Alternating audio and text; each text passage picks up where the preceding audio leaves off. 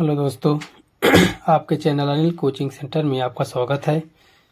आज हम आप लोगों को हिंदी का एक पार्ट पढ़ाने वाले हैं।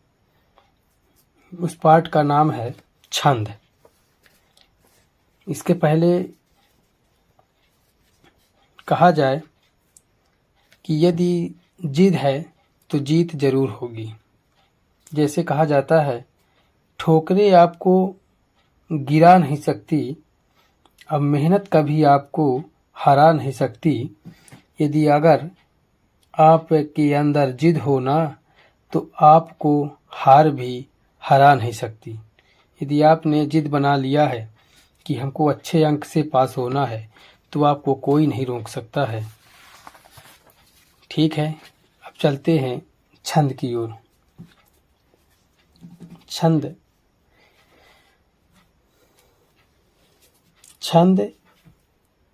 छद धातु से बना है।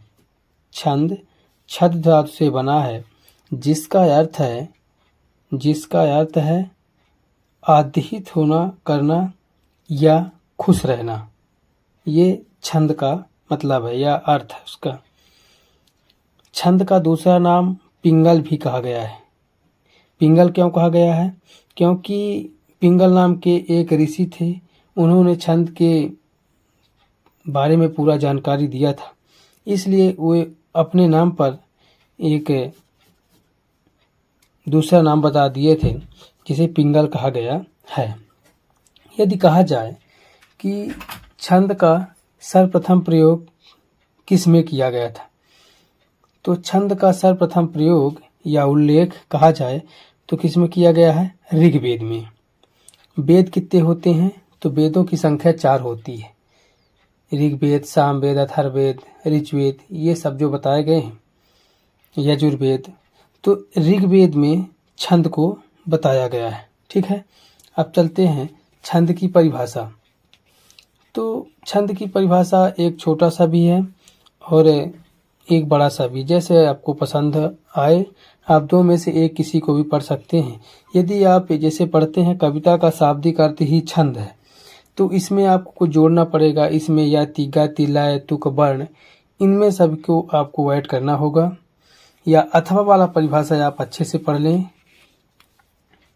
जैसे इसमें लिखा है कि जो रचना निश्चित वर्ण, मात्रा, गति, यति एवं चरण संबंधित नियमों के अनुसार होता है, छंद कहलाता है। क्या कहलाता है? छंद। यदि कहा जाए कि छंद कितने प्रकार के होते हैं, तो यदि बेसिक ढंग से देखा जाए तो छंद 2 प्रकार के होते हैं। कौन कौन से होते हैं? पहला होता है वर्णिक छंद और दूसरा नंबर होता है मात्रिक छंद। तो वर्णिक छंद क्या है और मात्रिक छंद क्या है? वर्णिक छंद जिन छंदों में केवल वर्णों की किसकी गणना की जाए? वर्णों की गणना की जाती है, वर्णिक छंद कहलाता है। क्या कहलाता है? वर्णिक छंद। और दूसरा नंबर क्या होगा? मात्रिक छंद। जिन छंदों में केवल मात्राओं की गणना की जाए। किसकी गणना की जाए? मात्राओं की गणना की जाए, मात्रिक छंद कहलाता है। ठीक है, तो 2 प्रकार के छंद हो गए, वर्णिक छंद और मात्रिक छंद। अब चलते हैं छंद के अंग। छंद के कितने अंग बताए गए हैं? तो छंद के बेसिक ढंग से कहा जाए तो छंद के 7 अंग बताए गए हैं। जैसे आप कह सकते हो चरण, जिसे आप किसी भी चाहे छंद लो या अलंकार लो तो उसमें चरण मिलेंगे आपको, कि पहला चरण, दूसरा चरण, तीसरा चरण, ऐसे करके मिलते हैं। तो चरण होता है, उसी को पद भी कहा जाता है और उसी को पाद भी कहा जाता है। ठीक है, अब अगला नंबर में क्या लिखा है? वर्ण या मात्रा। वर्णों के अनुसार भी बताए जाते हैं कि कितने वर्ण हैं, कितनी मात्रा है ना। फिर इसके बाद होता है संख्या या क्रम। फिर चौथा नंबर होता है गण, 5वां नंबर होता है गति और 6वां नंबर होता है यति या विराम। जैसे आप कहीं पास सांस लेते हैं या थोड़ा रुकते हैं, वहाँ पास आप क्या लगाते हैं? विराम। फिर एक होता है तुक। तुक उसे कहा जाता है जैसे लास्ट में अक्षर हमारा सेम मिलना चाहिए। जैसे हम पढ़ते हैं कि श्री गुरु चरण सरोज रज, निजमन मुकुर सुधार, और वरनहु रघुबर विमल जस, जोदायक चार। सॉरी, जैसे ये तुक का जो एग्जाम्पल बताया जाएगा, जैसे इसमें बताया गया है कि राम नाम का लूट है, लूट सको तो लूट, तो लास्ट में क्या आ गया, लूट आया ना। अब फिर इसी प्रकार अब फिर उसके आगे वाला पंक्ति में बोला जाए, अंतकाल पछताओगे जब प्राण जाएंगे छूट। तो क्या हो गया, छूट। तो जो ये टा मिल रहे हैं तो ये आपके क्या कहला जाते हैं, तुक। ठीक है, अब चलते हैं आगे। जैसे अभी हम अंग देखें तो अंग हमारे पास कितने थे छंद के पास, तो 7 बताए गए हैं। जैसे चरण, पाद या पद जिसे कहा गया है। तो अब क्रम से हम थोड़ी थोड़ी इनको पढ़ेंगे भी कि इनका परिभाषा क्या आता है, इसको कैसे समझे कि चरण किसे कहेंगे, पद किसे कहेंगे या वर्ण किसे कहेंगे, इसको थोड़ी से हम समझ लेते हैं, फिर आगे चलते हैं। तो पहला नंबर था चरण। क्या था, चरण। चरण को पद या पंक्ति कहा जाता है। जो पंक्ति लिखे हों तो उसे क्या कहा जाता है, चरण। इनमें चरण 2 प्रकार के होते हैं, एक मिलेगा समचरण और एक मिलेगा विषम चरण, है ना। तो समचरण किसके अंतर्गत आएगा, तो समचरण किस पंक्ति को कहा जाएगा, तो द्वितीय और चतुर्थ को समचरण, और विषम चरण किसे कहेंगे, प्रथम को और तृतीय को। किसको, प्रथम और तृतीय को क्या कहेंगे, विषम चरण, है ना। इनको आपको माइंड में रखना होगा, क्योंकि इसके बाद जो उदाहरण बताए जाएंगे जब, तो फिर आपको समझने में दिक्कत होगा। फिर इसके बाद अगला नंबर है वर्ण या अक्षर। अब वर्ण किसे कहते हैं, तो एक स्वर वाली ध्वनि को हम वर्ण कहते हैं, चाहे स्वर हास्य हो या दीर्घ। हास्य मतलब छोटा वाला और दीर्घ मतलब उसी का बड़ा अक्षर। तो जैसे छोटा किसे कहेंगे और दीर्घ किसे कहेंगे, इसको अभी भी समझना है।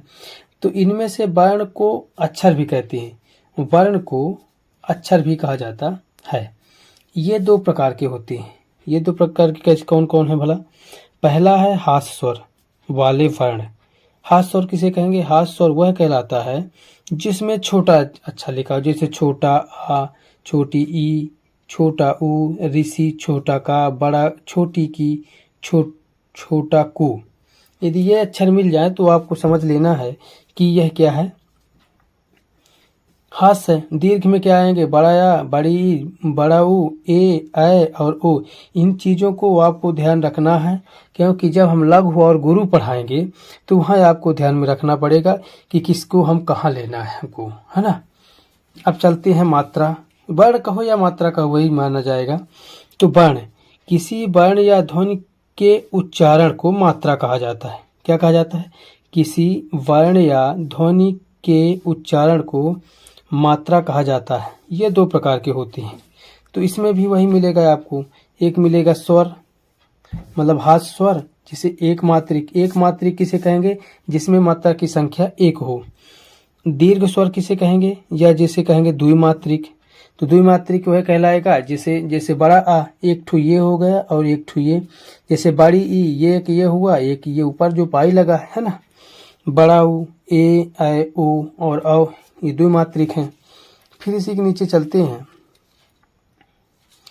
हास्य स्वर तथा हास्य स्वर वाले वर्ण को लघु कहा जाता है। कभी आ जाता है यदि परिभाषा की लघु किसे माना जाएगा। तो हास्य स्वर तथा हास्य स्वर वाले व्यंजन, हास्य स्वर वाले व्यंजन वर्ण को लघु कहते हैं, ठीक है ना। अब दीर्घ किसे कहा जाता है, दीर्घ को भी देख लेते हैं।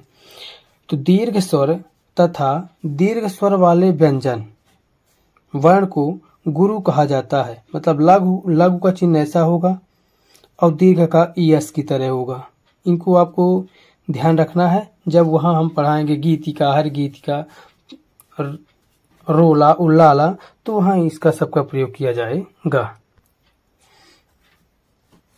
जैसे हमको मात्रा को समझना है ना। तो एक हमने ट्रिक बनाया है, यमाता राजभान सलगा। हमने एक ट्रिक बनाया है तो इसमें इस ट्रिक के माध्यम से हम समझ सकते हैं, जैसे यागण, मगण, तगण, रगण, जगण, भागण, नगण, है ना। तो जैसे या से यगण हो गया। अब यगण को यदि अक्षर पहचाना जाए, जैसे आपके पेपर में दिया जाए कि यगण वाले अक्षर कौन हो सकते हैं, तो हमको पहला अक्षर छोटा, दूसरा वाला बड़ा और तीसरा वाला भी बड़ा होना चाहिए। तो एक ऐसा सोचो अक्षर जैसे खजाना, ठीक है, जैसे लिखा है यमाता, तो बड़ा, ये पहले छोटा फिर बड़ा, है ना। फिर जैसे लिखा है मगर, तो मगर में माँ वाले अक्षर को लेना, जैसे माँ, ये भी बड़ा, ये भी बड़ा, ये हमको 3 ठो अक्षर लेना है। तो जैसे हो जाएगा आजादी, आ जा दी, है ना। फिर इसके बाद यदि कहा जाए, फिर इसके बाद ता है, तो तगड़ से हो जाएगा, जैसे पहला अक्षर बड़ा होना चाहिए, दूसरा अक्षर, तीसरा अक्षर छोटा, तो क्या हो जाएगा बाजार, ठीक है। रगड़ से देखा जाए तो पहला अक्षर बड़ा, फिर छोटा, फिर बड़ा, तो फिर क्या हो जाएगा खात्मा। ऐसा हम लिख सकते हैं। आ रहा बात समझ में ना। यदि बात समझ में आ रहा है तो कमेंट जरूर करें, और ये भी आप कमेंट करें कि अगला आपको वीडियो किसका दिया जाए, ताकि हिंदी से संबंधित, ठीक है। अब इसके बाद जगण है। जगण से में पहला छोटा होना चाहिए, फिर बड़ा, फिर छोटा, तो क्या हो जाता है जैसे जहाज, क्या हो जाएगा जहाज, है ना। फिर अगला नंबर देखा जाए तो इसके बाद भगण। भगण में क्या होगा, पहला बड़ा, फिर छोटा, फिर छोटा, है ना। तो भगण में क्या हो जाएगा जैसे साजन, पहला बड़ा, दो छोटे हो गए। नगण में क्या लेना है, सब छोटा छोटा, तो जैसे लिख सकते हैं आप कमल। आगे बात समझ में, यदि समझ में आया है तो बताएं जरूर हमको, ठीक है। अब चलते हैं तीसरा नंबर, संख्या और क्रमपण। संख्या किसे कहते हैं और क्रम किसे कहते हैं, किस क्रम से चलना है और उसकी संख्या कितनी है, इस चीज को। जैसे वर्णों और मात्राओं की गणना को संख्या कहते हैं, कि इसमें वर्ण कितने हैं और इसमें संख्या की, मतलब अक्षर कितने लिखे गए हैं, इसको सब काउंट करना है, क्या कहला जाता है आपका संख्या। इसके अंतर्गत क्या होगा, लघु गुरु के स्थान पर निर्धारण को क्रम कहती है। जो निर्धारित किया गया है उसको क्रम कहा जाता है। अब चलते हैं गण। गण क्या है, गण का अर्थ होता है समूह। गण का अर्थ क्या होता है, समूह। और गणों की संख्या कितनी मानी गई है, 8। गणों की संख्या कितनी मानी गई है, 8 मानी गई है, ठीक है। अब चलते हैं गति। छंद के पढ़ने के प्रवाह या लय को गति कहती है। छंद को हमको किस गति से आप पढ़ रहे हो, है ना, या किस लय से पढ़ रहे हो, उसे क्या कहा जाता है, गति कहा जाता है, ठीक है। अब चलते हैं यत या विराम। जैसे छंद में नियमित वर्ण या मात्रा पर सांस लेने के लिए रुकना, जैसे हम कोई भी कहते हैं, इस प्रकार यदि आप बोलते हैं तो जब रुक रहे हो या सांस ले रहे हो तो उसे क्या कहा जाता है, यत या विराम कहा जाता है। अब तुक। तुक किसे कहा जाता है, एक बार हमने अभी यह बताया भी है।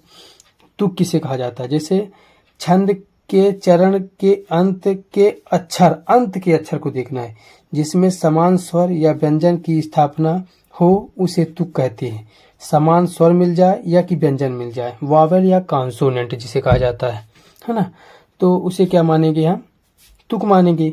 अब इसके अंतर्गत कौन कौन से, जैसे आप इसका एग्जाम्पल भी देख सकते हैं, जैसे लिखा है जय हनुमान ज्ञान गुण सागर और जय कपीस तेहु लोक उजागर। तो लास्ट में रा मिल रहा है। जब लास्ट में रा मिल रहा है तो हमारा तुक मतलब तुकांत जिसे कहा जाता है, यह सेम है। तो यदि सेम है तो हमको जान लेना है कि यह तुकांत है, ठीक है। धन्यवाद दोस्तों, इतना ही। अगले वीडियो में हम आपको पढ़ाएंगे गीतिका, हर गीतिका छंद के अंतर्गत। यदि वीडियो अच्छा लगा तो कमेंट करें, लाइक करें और वीडियो को शेयर करें, और जो भी पढ़ना है तो कमेंट करके ज़रूर बोलें। जय हिंद, वंदे मातरम।